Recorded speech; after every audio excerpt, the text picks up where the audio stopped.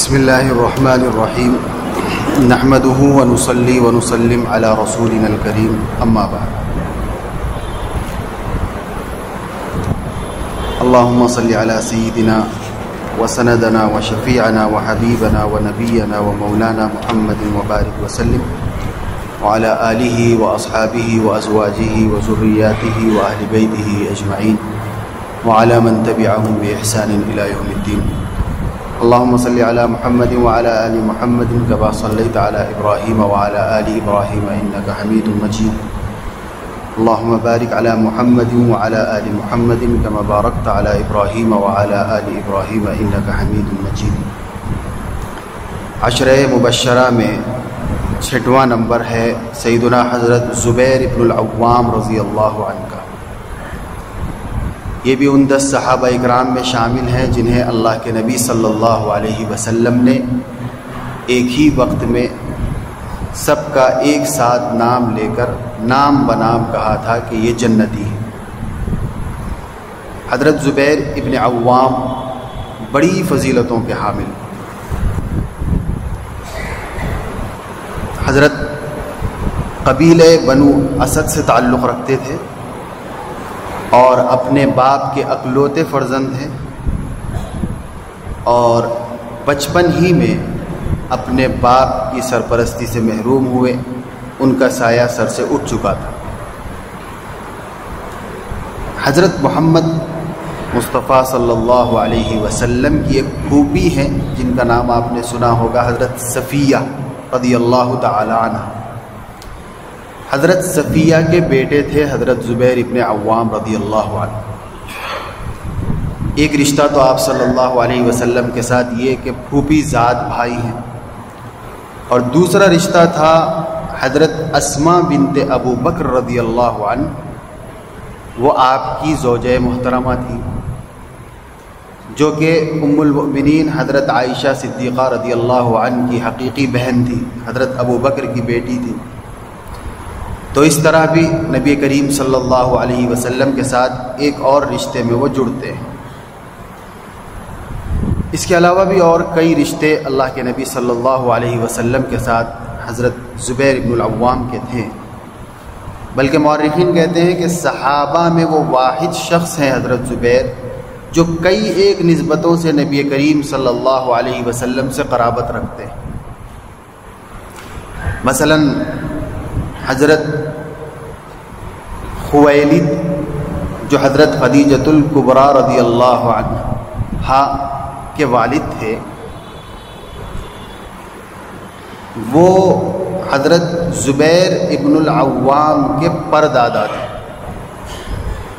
اس طرح حضرت زبیر حضرت خدیجۃ الکبریٰ کے حقیقی بھتیجے بھی ہوئے. یہ ایک نسبت بھی حضرت زبیر ابن العوام کو حاصل تھی. 15 برس کی عمر میں مکے ہی میں آپ نے اسلام قبول کیا ہے. حضرت زبیر ان 6 اصحاب میں سے تھے جن سے رسول اللہ صلی اللہ علیہ وسلم خود مشاورت فرماتے تھے. حضرت زبیر نے 2 ہجرتیں فرمائی ہیں. یہ اعزاز بھی ان کو حاصل ہوا ہے، ایک حبشہ کی طرف اور دوسرے مدینے کی طرف. اور جس وقت اللہ کے نبی صلی اللہ علیہ وسلم حضرت ابو بکر کے ساتھ ہجرت کر کے مدینہ تشریف لے جا رہے تھے تو راستے میں حضرت زبیر سے ملاقات ہوئی تھی. حضرت زبیر اس وقت تجارتی سفر پر شام گئے ہوئے تھے اور واپس ہو رہے تھے. تو ہجرت کے راستے میں حضرت زبیر سے نبی کی ملاقات ہوئی تو اس وقت نبی کریم صلی اللہ علیہ وسلم کی خدمت میں 2 چادریں جو انہوں نے شام سے خرید کر لائی تھی پیش کی تھی. سفر ہجرت کے اس پرخطر راہ میں جبکہ زاد راہ بھی ساتھ میں نہیں تھا بہت زیادہ، حضرت زبیر کے اس تحفے سے اللہ کے نبی صلی اللہ علیہ وسلم کو بڑی خوشی ہوئی اور راستے میں آپ کی عطا کردہ 2 چادروں کو جگہ جگہ اللہ کے نبی صلی اللہ علیہ وسلم نے استعمال کیا اور حضرت زبیر کو بڑی دعائیں تھیں. اولین مہاجرین میں سے ہیں. السابقون الاولون من المہاجرین کی جو فضیلت بیان کی گئی ہے قرآن میں، ان میں آپ کا شمار ہوتا ہے، پہلے اسلام لانے والوں میں سے. بدری صحابی یعنی بدر میں آپ کو شرکت کا موقع ملا ہے۔ اس کے علاوہ تمام غزوات میں شریک رہے ہیں، بیعت الرضوان میں بھی شامل رہے ہیں، جس کے بارے میں اللہ تعالیٰ نے قرآن میں فرمایا لقد رضی اللہ عن المؤمنین اذ یبایعونک تحت الشجرہ فعلم ما فی قلوبہم فانزل السکینۃ علیہم واصابہم فتحا قریبا۔ اللہ مومنین کی اس پوری جماعت سے راضی ہے جو درخت کے نیچے بیٹھ کر اللہ کے نبی کے ہاتھ پر بیعت کر رہے ہیں، بیعت الرضوان۔ اس پوری جماعت سے رضا و رضوان کا پروانہ اللہ تعالیٰ آسمان سے اعلان فرما رہا ہے، اور اللہ یہ وضاحت بھی فرما رہا ہے ان لوگوں کے لیے جو آگے چل کر صحابہ کے ایمان پر شک کر سکتے ہیں، صحابہ اکرام کی وفاداری پر سوالیہ نشان اٹھا سکتے ہیں، ان کے لیے اللہ نے وضاحت بھی فرمائی فعلم ما فی قلوبہم۔ ہم ان سے راضی ہو رہے ہیں ایسے ہی نہیں، فعلم ما فی قلوبہم، ہم نے ان کے دلوں کو پرکھ لیا ہے، یہ سچے 100% پکے مسلمان ہیں۔ فانزل السکینۃ علیہم، پھر ان پر ہم نے اپنی سکینت بھی نازل کی ہے، واصابہم فتحا قریبا، اور آگے بہت قریب ان کے لیے کھلے فتوحات کا ہم اعلان کر چکے ہیں۔ تو بہرحال اس میں حضرت زبیر بن العوام بھی شامل تھے اس بیعت میں، اس اعتبار سے خصوصیت کے ساتھ اس خوشخبری کے وہ بھی مستحق ہیں۔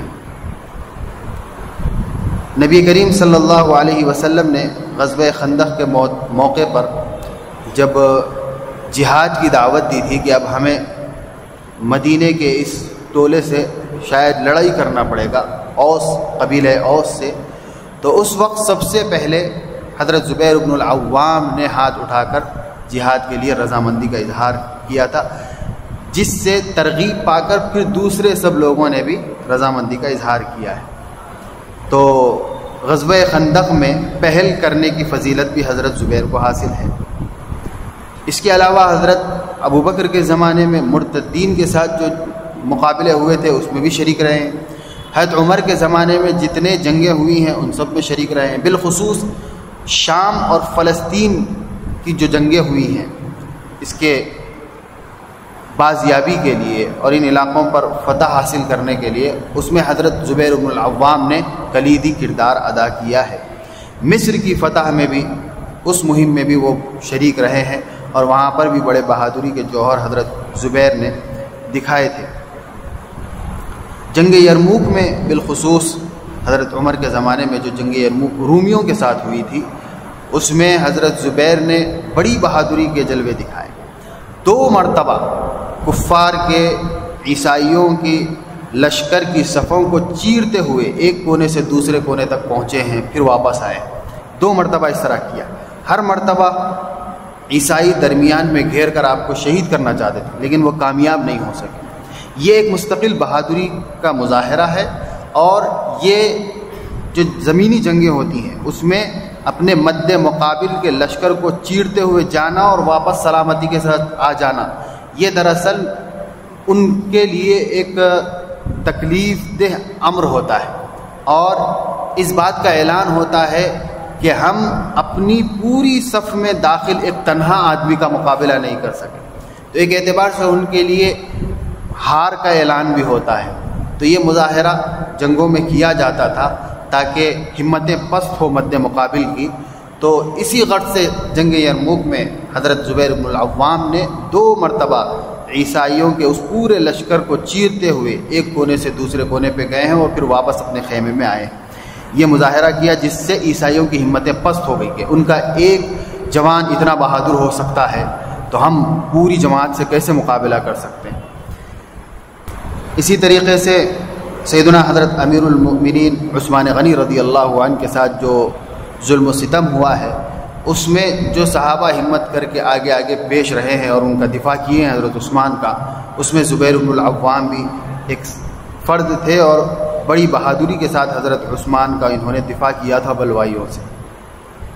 رسول اللہ صلی اللہ علیہ وسلم بھی بڑی محبت فرماتے تھے، چنانچہ حضرت عثمان ابن عفان کی روایت ہے صحیح بخاری فضائل صحابہ کی کتاب میں، حضرت عثمان فرماتے ہیں کہ خدا کی قسم انہو لخیرہم ما علمت، حضرت زبیر صحابہ میں سب سے بہتر بھی ہے اور نبی کریم صلی اللہ علیہ وسلم کے پاس سب سے پسندیدہ بھی ہے۔ لَأَحَبَّهُمْ إِلَىٰ رَسُولِ اللَّهِ صلی اللہ علیہ وسلم، حضرت عثمان غنی فرماتے ہیں۔ اور بخاری ہی کی ایک روایت میں ہے، نبی کریم صلی اللہ علیہ وسلم نے فرمایا إِنَّ لِكُلِّ نَبِيٍّ حَوَارِيًّا وَإِنَّ حَوَارِيَّ زُبَيْرُ بْنُ الْعَوَّامِ۔ ہر نبی کا ایک حواری ہوتا ہے، ایک ساتھی ہوتا ہے، ایک معین و مددگار ہوتا ہے، میرا ساتھی زبیر بن العوام ہے۔ یہ اعزاز نبی کریم صلی اللہ علیہ وسلم نے حضرت زبیر کو بخشا تھا۔ آپ کی والدہ حضرت صفیہ بڑی بہادر خاتون تھی، بڑی نڈر خاتون تھی، بڑی دلیر خاتون تھی۔ ایک غزوہ ہوا تھا غزوہ احزاب کے نام سے مدینے میں، اس میں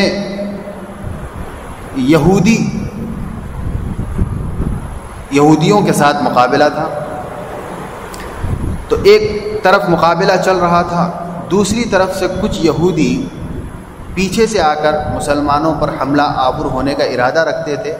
تو حضرت صفیہ جو حضرت زبیر کی ماں ہیں، انہوں نے بڑی بہادری کا مظاہرہ کرتے ہوئے چند خواتین کو مزید اپنے ساتھ لے کر خیمے جو لگائے جاتے تھے فوجیوں کے لیے، ان خیموں کے لکڑیوں کو کھینچا اور ان لکڑیوں سے یہودیوں کے لشکر کو جو پورے اسلحے کے ساتھ تھے مار مار کر واپس بھگایا۔ اور ایک یہودی کو خود حضرت صفیہ نے اپنے ہاتھوں سے جہنم رسید بھی کیا تھا۔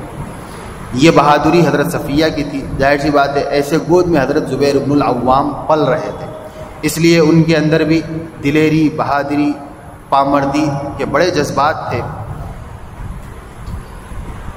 حضرت صفیہ نے اس اعتبار سے ان کی تربیت کی تھی کہ وہ ایک سخت کوش، بہادر اور نڈر اور دلیر قائد بننے کی صلاحیت حضرت زبیر اپنے اندر رکھتے تھے، اور قیادت کی ساری صفات آپ کے اندر تھی۔ چنانچہ حضرت کا ایک واقعہ ہے، ایک دفعہ کا ذکر ہے کہ بچپن میں حضرت زبیر کی ایک بڑے عمر کے آدمی سے لڑائی ہو گئی، اور لڑائی کے دوران حضرت زبیر نے ان کا ہاتھ توڑ دیا۔ تو وہ صاحب شکایت لے کر پہنچے والدہ کے پاس، حضرت صفیہ کے پاس، اور حضرت صفیہ سے کہا کہ تمہارے لڑکے نے میرا ہاتھ توڑ دیا ہے۔ تو بجائے شکایت سن کر حضرت زبیر کو وہ ڈانٹتی، حضرت صفیہ نے اس آدمی سے سوال کیا کہ تم نے زبیر کو کیا سمجھ رکھا ہے؟ کیا تو نے اسے پنیر سمجھا ہے یا کھجور سمجھا ہے کہ جیسے چاہے استعمال کر لے، یا تو نے اسے پر پھیلانے والا شکرا سمجھا ہے؟ وہ ایک بہادر ماں کا بہادر بیٹا ہے، اس کے ساتھ اگر چھیڑ خانی کرو گے تو بدلہ ایسے ہی ملے گا۔ تو اس طرح نڈر خاتون تھی خود حضرت صفیہ رضی اللہ عنہ، جو حضرت نبی کریم صلی اللہ علیہ وسلم کی پھوپھی تھی رشتے میں۔ تو اسی دلیری کے ساتھ، انہی اوصاف کے ساتھ حضرت زبیر کی انہوں نے تربیت بھی کی۔ اسی لیے حضرت صفیہ نے ابتدائی عمر ہی میں حضرت زبیر کو حرب و ضرب کے سارے فنون، یعنی آدمی کے جو اپنے سیلف ڈیفنس کے جتنے فنون ہوتے ہیں، وہ سارے فنون اس وقت جو رائج تھے وہ سارے حضرت زبیر کو انہوں نے سکھلا دیے تھے۔ گھوڑ سواری بھی سکھلا دی تھی، تیر اندازی بھی سکھلا دی تھی، تلوار چلانا بھی سکھلا دیا تھا۔ جتنے فنون تھے اپنے آپ کو بچانے کے، وہ سب حضرت زبیر کو بچپنے کی عمر ہی میں سکھایا تھا، جس کے نتیجے میں حضرت زبیر کی شخصیت وہ بڑا حوصلہ مند شخصیت تھی، بڑی دلیر شخصیت تھی، خود اعتمادی ان کے اندر بہت زیادہ تھی۔ یہ سب بچپن کی تربیت کا نتیجہ تھا۔ اللہ کے نبی صلی اللہ علیہ وسلم پر ایمان لائے، ایمان لانے کے بعد جس طرح اور صحابہ کو بہت سی تکالیف اور مظالم سہنا پڑا ہے، حضرت زبیر کو بھی تکالیف برداشت کرنی پڑی ہے۔ خود آپ کے چچا تھے جو کھجور کی چٹائی میں حضرت زبیر کو لپیٹ کر دھونی دیتے تھے، جس طرح اور چند صحابہ اکرام کے ساتھ ظلم کا یہ عمل ہوتا تھا، حضرت زبیر کے ساتھ بھی ہوتا تھا۔ وہ دھونی آنکھوں میں دی جاتی تھی، کانوں میں دی جاتی تھی، تاکہ تکلیف کا احساس زیادہ ہو۔ حضرت زبیر کو بھی کئی دنوں تک ایمان کی وجہ سے یہ ظلم سہنا پڑا ہے۔ اس کے علاوہ بھی اور رشتہ داروں کی طرف سے ظلم و زیادتیاں، چھیڑ خانیاں، تانے بازیاں اور مار پیٹ کا سلسلہ الگ ہوا کرتا، لیکن دین پر ثابت قدم رہے ہیں، دین کو انہوں نے ترک نہیں کیا ہے۔ حضرت زبیر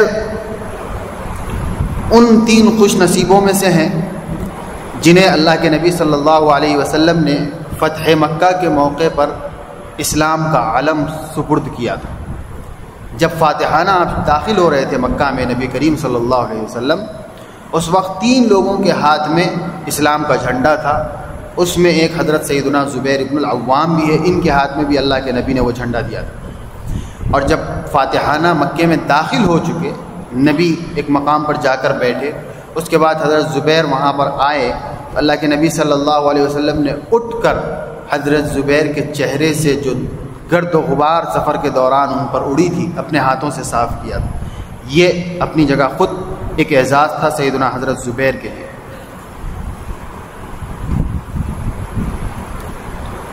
غزوہ خیبر میں جو مرحب کا بھائی تھا جس کو حضرت علی نے قتل کیا تھا، اس کا ایک بھائی تھا یاسر، اس کے بارے میں مشہور تھا کہ 1000 آدمیوں کی طاقت اس کے پاس ہے۔ مرحب کا قتل ہو گیا، اس کے بعد وہ سارے لوگ مسلمانوں پر جہاں جہاں موقع ملا حملہ کرنے کی کوشش کیے، تو حضرت زبیر کا مقابلہ ہو گیا یاسر سے، جو بڑا بہادر سمجھا جاتا تھا ان کی فوج کا۔ ایک ہی وار میں حضرت زبیر نے اس کو جہنم رسید کر دیا۔ اس کے علاوہ اور بھی غزوات میں، مدینے میں جتنی غزوات ہوئی ہیں ان سب غزوات میں حضرت زبیر رضی اللہ عنہ برابر کے شریک رہے ہیں۔ اور غزوہ احزاب میں بنو قریظہ کے ساتھ لڑائی ہوئی تھی۔ مکہ میں 2 قبیلے تھے، اوس اور حضرت، اور ایک قبیلہ باہر کا تھا بنو قریظہ، ان کے ساتھ لڑائی ہوئی تھی۔ تو اللہ کے نبی صلی اللہ علیہ وسلم نے حضرت زبیر ابن العوام کو بنو قریظہ کی مہم پر بھیجا تھا، اس بات کا ذمہ دار بنا کر کہ تم اس لشکر کے پوری احوال سے باخبر ہو کر ہم کو مطلع رکھنا۔ یہ ایک اپنی جگہ مستقل بڑی بہادری کا کام تھا، بڑا خطرناک مہم تھی، جان کو جوخم میں ڈالنا تھا۔ حضرت زبیر نے اس معرکے میں یہ ذمہ داری بھی بڑے اطمینان کے ساتھ نبھائی ہے۔ اور جب واپس ہوئے اس معرکے سے، آپ صلی اللہ علیہ وسلم واپس ہو رہے تھے، تو اللہ کے نبی صلی اللہ علیہ وسلم نے صحابہ کے مجمع میں حضرت زبیر سے کہا تھا، فدا کا ابی و امی یا زبیر۔ سارے صحابہ نبی پر اپنے ماں باپ کو خود قربان کرتے تھے۔ اللہ کے نبی صلی اللہ علیہ وسلم نے زبیر کے بارے میں یہ جملہ استعمال فرمایا کہ اے زبیر، تم پر میرے ماں باپ قربان۔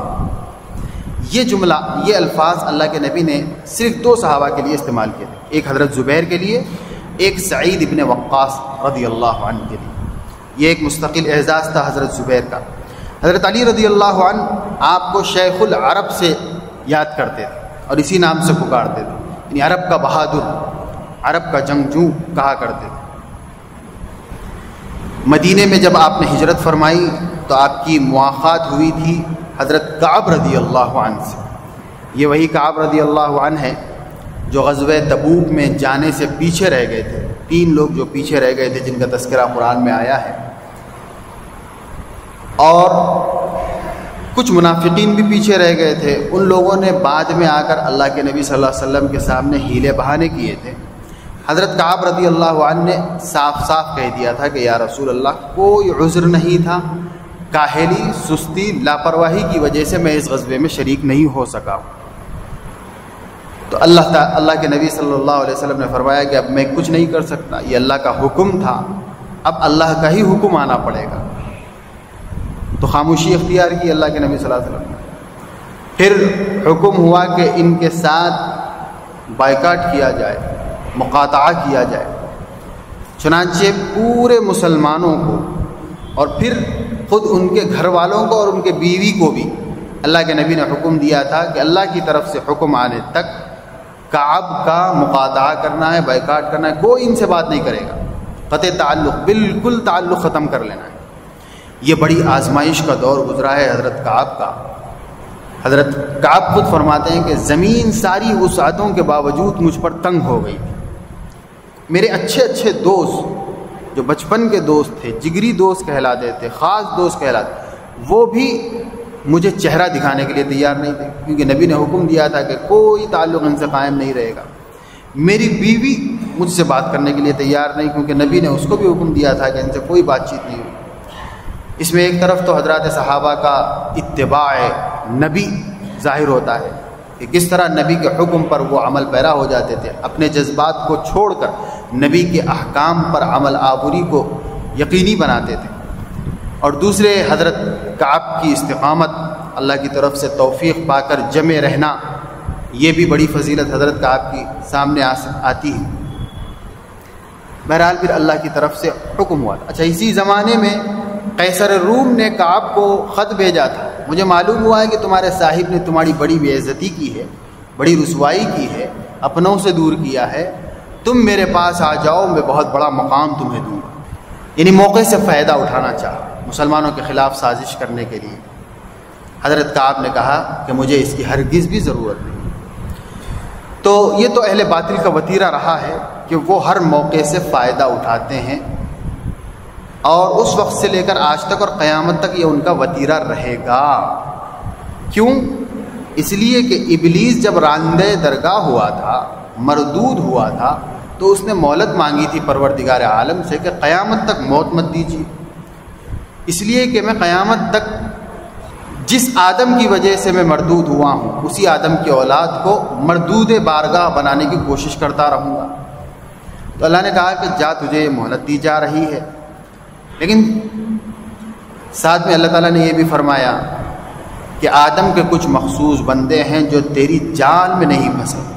تو ابلیس نے اسی وقت سے اپنی مہم کا آغاز کیا ہے اور مشن پر لگاتار لگا ہوا ہے، اور اس کے مشن کے اعلی کار کے طور پر، افراد کار کے طور پر، چیلوں کے طور پر جنات کی ٹیمیں بھی ہیں، انسانوں کی ٹیمیں بھی ہیں۔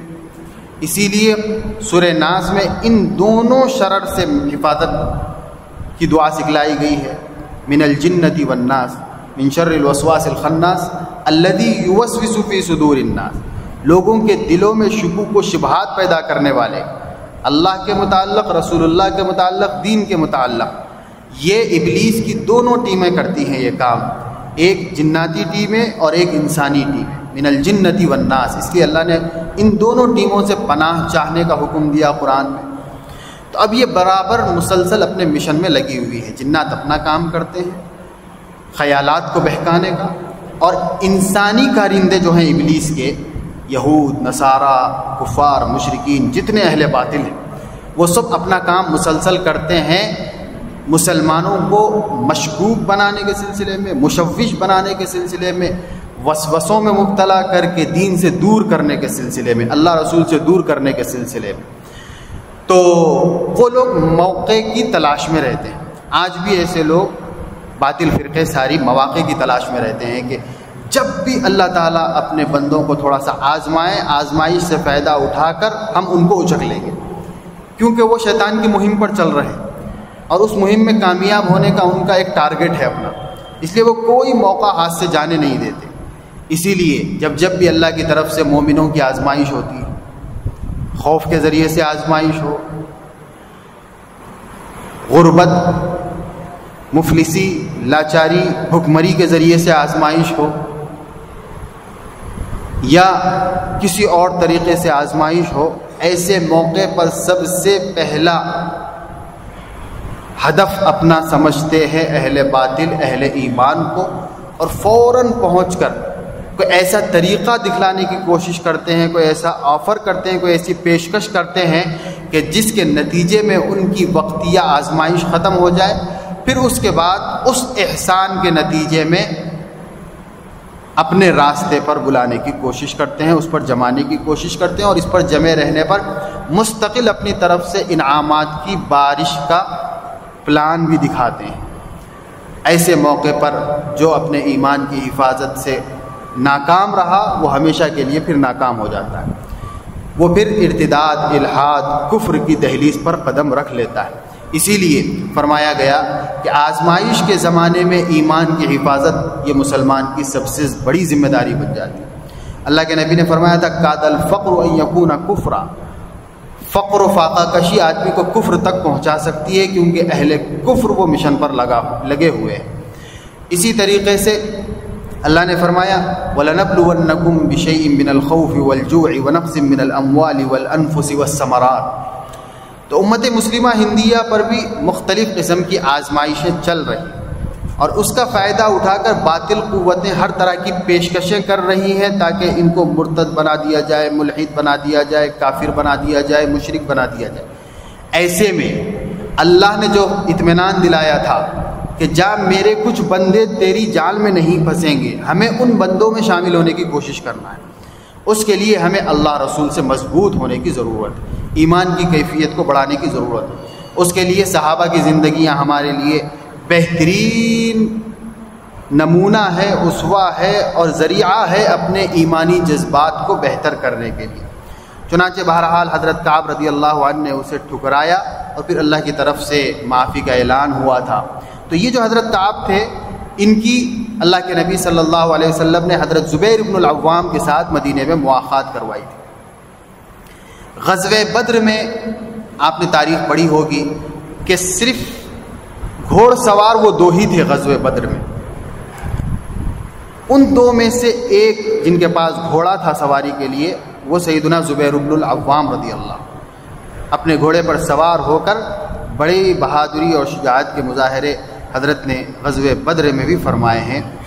اور غزوہ بدر میں حضرت زبیر کی بہادری کے مظاہرے دیکھ کر لوگوں نے یعنی صحابہ اکرام نے حضرت زبیر کو اس غزوے کا ہیرو تسلیم کیا تھا۔ چنانچہ اس غزوے کا نام صحابہ کے درمیان یوم الزبیر سے مشہور ہے۔ غزوہ بدر کو وہ یوم الزبیر سے جانتے تھے کہ انہوں نے جو بہادری کے مظاہرے اس میں کیے تھے۔ اسی غزوے میں ایک مشرک تھا عتبہ ابن سعید ابن العاص، یہ بڑا بہادر تھا، عرب کا قریش کے سرداروں میں سے تھا۔ وہ آیا، آگے بڑھا اور مسلمانوں کو اس نے للکارا۔ اس نے کہا کہ میں ابو ذات الکرش ہوں، جس کو اپنی بیوی کو بیوہ کرنا ہو اور اپنے بچوں کو یتیم کرنا ہو، وہ میرے مقابلے کے لیے آئے، مسلمانوں کے لشکر میں سے آگے بڑھے۔ اور یہ آدمی عتبہ سر سے پیر تک بالکل لوہے کے زرہ میں ملبوس تھا، کہیں بھی ایسی جگہ خالی نہیں تھی جہاں پر تلوار کا وار اس پر ہو سکتا۔ اس طرح سر سے پیر تک زرہ پوش وہ میدان میں آیا اور بڑا بہادر بھی مشہور تھا۔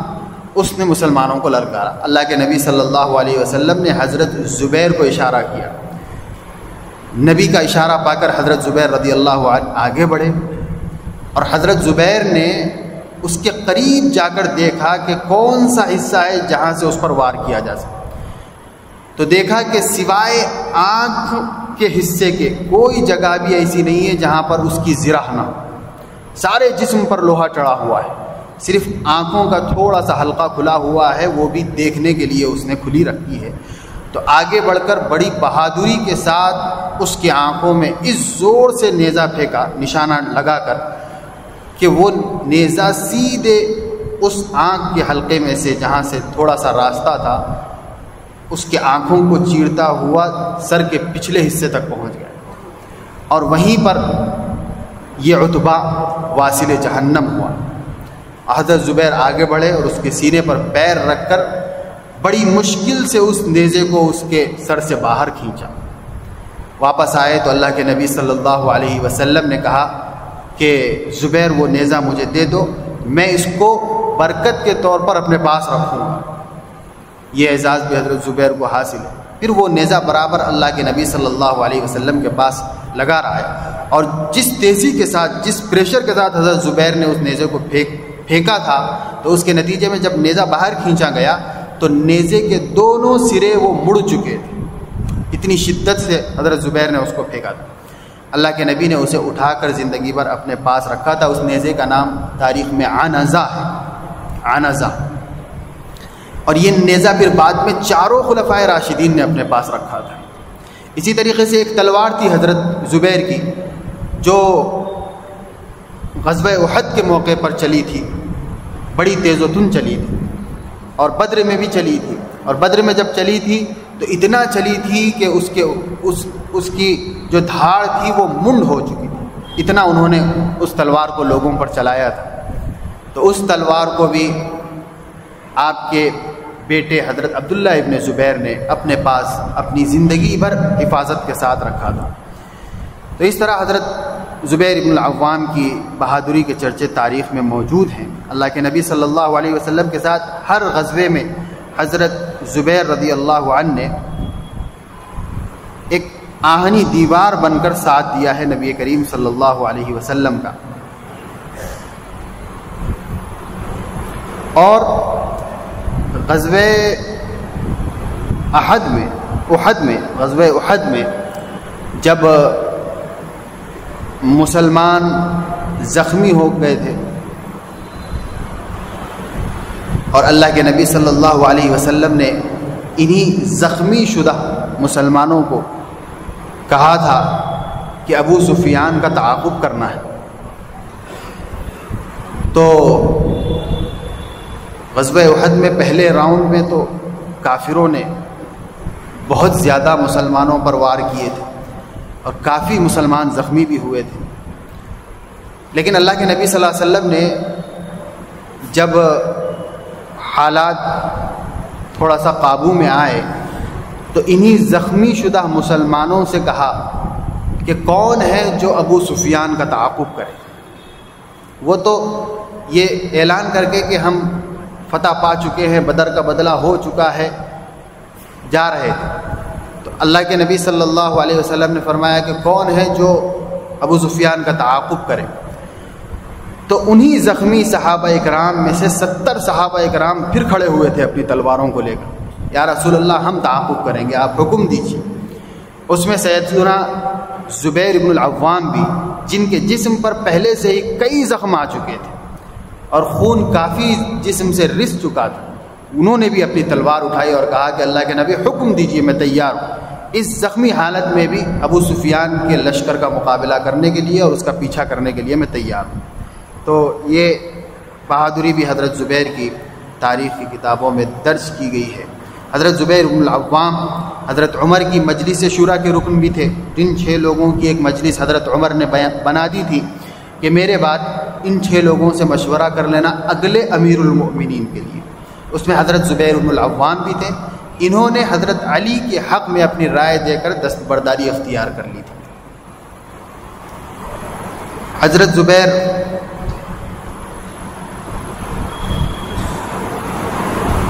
کو یہ اعزاز بھی حاصل ہے کہ اسلام اور داعی اسلام کی دفاع میں سب سے پہلی تلوار وہ حضرت زبیر ہی کی اٹھی۔ جب نئے نئے حضرت زبیر مسلمان ہوئے تھے اور اسلام ابھی پھیلایا نہیں گیا تھا، اس وقت کچھ مکے والوں نے آپ صلی اللہ علیہ وسلم کا گھیراؤ کیا تھا مکے میں۔ حضرت زبیر کو اس کو اطلاع ملی، جیسے ہی اطلاع ملی تو حضرت زبیر نے اپنی تلوار کو نیام سے نکال کر تیزی کے ساتھ دوڑتے ہوئے اللہ کے نبی صلی اللہ علیہ وسلم کی تلاش میں نکلے اور دیکھا کہ ایک جگہ جمگٹھا جمع ہے، تو اس مجمع کو چیرا اور آگے بڑھتے بڑھتے نبی کریم صلی اللہ علیہ وسلم کی خدمت میں پہنچ گئے۔ حضرت زبیر کو اس طرح دیکھ کر اللہ کے نبی صلی اللہ علیہ وسلم نے پوچھا کہ زبیر خیر تو ہے؟ تو حضرت زبیر نے کہا کہ یا رسول اللہ، مجھے اطلاع ملی تھی کہ کفار مکہ نے آپ کا احاطہ کیا ہے اور وہ آپ کو شہید کرنے کا ارادہ رکھتے، تو میں آپ کی حفاظت کے لیے وہیں سے تلوار کو اپنی نیام سے نکال کر آیا ہوں۔ اللہ کے نبی صلی اللہ علیہ وسلم نے بڑی خوشی کا اظہار کیا، بڑی دعائیں دی۔ تو اس طرح حضرت زبیر کو یہ اعزاز حاصل ہو گیا کہ نبی کی دفاع میں اور اسلام کے دفاع میں سب سے پہلی تلوار جو اٹھی ہے، فضا میں لہری ہے، وہ زبیر ابن العوام ہی کی ہے۔ اس سے پہلے کسی نے تلوار نہیں نکالی تھی اسلام کی دفاع کے لیے۔ حضرت زبیر رضی اللہ عنہ بصرہ کے علاقے میں تھے، دھوکے میں آپ رضی اللہ عنہ کو شہید کر دیا گیا ہے۔ بعض روایتوں کے مطابق آپ آرام کر رہے تھے اور نیند ہی میں آپ پر حملہ کیا گیا اور آپ شہید کر دیے گئے۔ اور بعض روایتوں کے مطابق آپ ظہر کی نماز میں حالت سجدہ میں تھے کہ آپ پر پیچھے سے حملہ کر کے آپ کو شہید کر دیا گیا۔ سن 36 ہجری میں آپ کی شہادت ہوئی ہے، جس وقت آپ کی عمر 66 برس کی تھی۔ حضرت کے اولاد میں 11 بیٹے اور 9 بیٹیاں تھیں۔ آپ کے نکاح میں 6 بیویاں تھیں۔ اس وقت تک 4 بیویوں سے تجاوز نہ کرنے کا حکم نازل نہیں ہوا تھا، 6 بیویاں تھیں۔ ان میں سے پہلی بیوی آپ کی حضرت اسماء بنت ابو بکر رضی اللہ عنہ، حضرت ابو بکر کی بیٹی ہے۔ انہی سے 2 آپ کو بیٹے حضرت عبداللہ ابن زبیر اور حضرت عروہ، یہ دونوں حضرت اسماء بنت ابو بکر کے بطن سے ہوئے ہیں۔ حضرت عروہ یہ وہی بیٹے ہیں، غزوہ احد میں حضرت زبیر کو ایک ایسا زخم آیا تھا جو بعد میں منتقل نہیں ہو سکا، اور پھر اسی پر چمڑی چڑھ گئی تھی تو اس کا سوراخ نظر آتا تھا، جسم پر ابھرا ہوا ایک گڑھا نظر آتا تھا جہاں پر گوشت بعد میں نہیں بن سکا۔ تو حضرت عروہ بچپنے میں اس گڑھے میں انگلیاں ڈال کر کھیلا کرتے تھے۔ تو یہ وہی حضرت عروہ ہیں، حضرت عبداللہ کے سگے بھائی ہیں، حضرت اسماء بنت ابی بکر کے بطن سے حضرت زبیر کی اولاد ہے۔ اور 9 بیٹیاں حضرت زبیر رضی اللہ عنہ کو تھی۔ حضرت عبداللہ ابن زبیر یہ مدینہ ہجرت کرنے کے بعد مہاجرین کو ہونے والی سب سے پہلے لڑکے تھے۔ مہاجرین کی اولاد میں مدینہ ہجرت کرنے کے بعد سب سے پہلے لڑکے ہیں حضرت عبداللہ ابن زبیر، جس سے مسلمانوں نے نیک شگون لیا تھا کہ ہجرت کرنے کے بعد سب سے پہلی ولادت مہاجرین کے گھر میں جو ہوئی ہے تو وہ ایک لڑکے کی ہوئی ہے، یعنی ہم بہادر قوم ہیں اور مقابلہ کریں گے۔ یہ نیک شگون مسلمانوں نے لیا تھا، اس لیے کہ اسلام میں نیک شگونی کی اجازت ہے، بد شگونی کی اجازت نہیں۔ فعال اور طیارہ سے اللہ کے نبی صلی اللہ علیہ وسلم نے فرمایا ہے، اور یہ فرمایا ہے کہ کسی چیز سے نیک شگون لیا جا سکتا ہے۔ صحابہ نے پوچھا کہ یہ نیک شگون کا کیا مطلب؟ تو کوئی چیز اچھی دیکھے تو اس سے اچھا گمان کیا جا سکتا ہے، کیونکہ اللہ کے نبی صلی اللہ علیہ وسلم نے خود فرمایا تھا کہ حدیث قدسی ہے، انا عند ظن عبدی بی، میں اپنے بندے کے گمان سے قریب تر رہتا ہوں۔ بندہ اگر اچھا گمان مجھ سے کرتا ہے تو میں فیصلے اس کے حق میں ویسے کر دیتا ہوں، یہ حدیث قدسی ہے۔ تو اس لیے نیک شگون لینے کی اسلام میں اجازت ہے، بد شگونی کی اجازت نہیں ہے، یعنی کوئی برا ہو گیا تو اس سے یہ سوچنا کہ اب شاید ہمارے ساتھ برا ہوگا، اس کی اجازت نہیں ہے۔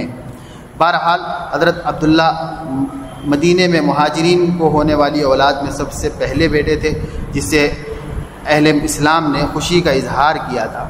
حضرت زبیر کا ذریعہ معاش بھی تجارت اور زراعت، یہ دونوں چیزیں تھیں۔ مدینے میں بھی اور مدینے کے باہر بھی حضرت زبیر کی کافی زمینیں تھیں جس پر وہ کھیتی باڑی کیا کرتے تھے۔ اللہ تعالیٰ اپنے فضل و کرم سے سیدنا حضرت زبیر ابن العوام کو بہترین بدلہ عطا فرمائے ان تمام قربانیوں کا جو انہوں نے دین اسلام کی حفاظت و اشاعت اور نبی کریم صلی اللہ علیہ وسلم کی حفاظت میں کیا ہے۔ اللہ تعالیٰ اس پر انہیں اجر جزیر عطا فرمائے، اور جو صفات اللہ تعالیٰ نے انہیں عطا فرمائے تھے وہی صفات اللہ تعالیٰ اپنے فضل و کرم سے ہم سب کو بھی عطا فرمائے، اور ان کی طرح نبی کریم صلی اللہ علیہ وسلم کی سچی وفاداری کی توفیق عطا فرمائے۔ انشاءاللہ 2 دن اور باقی ہیں، تو کل اور پرسوں اختصار کے ساتھ بقیہ 4 صحابہ کے کچھ تذکرے کر کے انشاءاللہ عشر مبشرہ کی سیرت کے اس سلسلے کو ختم کیا جائے گا۔ اللہ تعالیٰ اپنے فضل و کرم سے توفیق عمل نصیب فرمائے۔ سبحان اللہ و بحمدہ، سبحانک اللہم و بحمدک، نشہد ان لا الہ الا انت، نستغفرک و نتوب الیک۔